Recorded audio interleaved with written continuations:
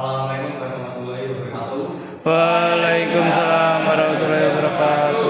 Enjing para kanca sedaya sing kula tresnani lan kula ajeni.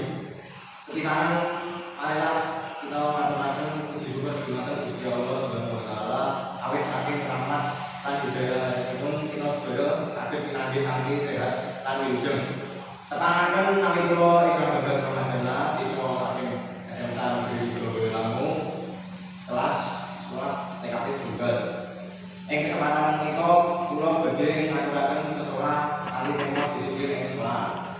Kanca-kanca sedaya, disiplin punika sifat ingkang wigati sanget tumrap saben siswa. Disiplin tegesipun yaiku tumindak tertib, manut aturan lan tanggung jawab dhateng saben tugas. Yen kita tansah njaga kedisiplinan kayata mlebet sekolah pas wektu nganggo seragam rapi lan nglampahi tugas kanthi becik mesti wae asli sinau punika bakal luwih sae. Kajaba punika disiplin saged ngantaraken kita dados pribadi ingkang tanggung jawab, jujur lan saged dipercaya dening guru lan kanca.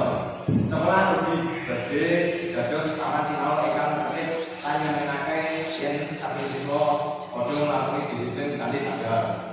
Mula saka punika, ayo kanca-kanca sedaya wiwit sapunika kita tansah nglaksanani disiplin saben dinten. Disiplin punika dudu kangelan nanging kunci supaya urip kita luwih teratur lan sukses.